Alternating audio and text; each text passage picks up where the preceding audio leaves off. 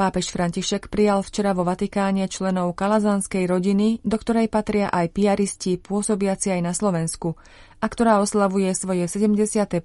výročie na prahu jubilea nádeje. Počas audiencie v Klementínskej sále zdôraznil význam odvážnej poslušnosti Božej prozreteľnosti a celostného rozvoja ľudskej osoby, hodnôt, ktoré stelesňuje svätý Jozef Kalazánsky, univerzálny patrón kresťanských ľudových škôl.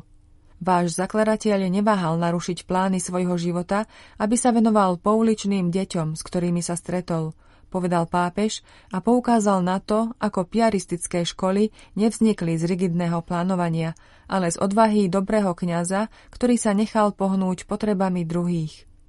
Svätý Otec vyzval celú kalazánskú rodinu, aby prijala podobnú odvahu a prispôsobivosť pri riešení dnešných víziev, najmä pri reagovaní na nové formy chudoby, a položil otázku: aké sú nové chudoby našich čias? Nebojte sa vykročiť na nové cesty, povzbudil pápež prítomných a vyzval ich, aby aj za cenu revízie existujúcich modelov zachovali dôveru v Božiu prozreteľnosť, ktorá definovala ich počiatky. Zostávajúc verný svojim koreňom, udržíte svoju charizmu živú, dodal Svätý Otec. Pápež František tiež poukázal na prorocký charakter prístupu piaristických škôl, ktorý integruje duchovné, intelektuálne a praktické vzdelávania. Opísal to ako podporu jednoty medzi tromi inteligenciami, mysľou, srdcom a rukami. Pomáhať mladým dosiahnuť túto syntézu je dnes veľmi naliehavé, povedal pápež a vyjadril obavy z roztrieštenosti ľudských vzťahov v modernej spoločnosti. Svätý Otec taktiež spomenul príhodu o rodine, ktorá počas spoločnej večere bola zahltená mobilnými telefónmi a poznamenal: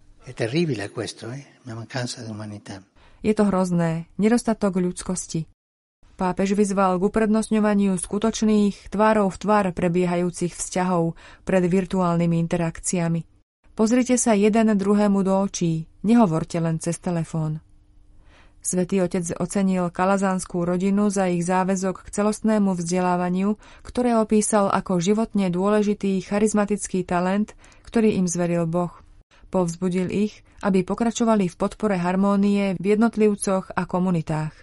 Tento štýl vzdelávania je pokladom pre dobro nás všetkých.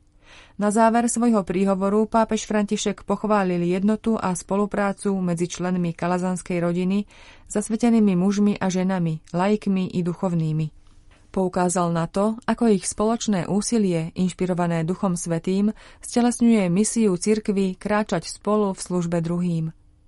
Prináša mi veľkú radosť vidieť, ako všetci pocítili potrebu byť rodinou, povedal pápež a spojil ich poslanie s príkladom Krista a komunitnou povahou cirkvi.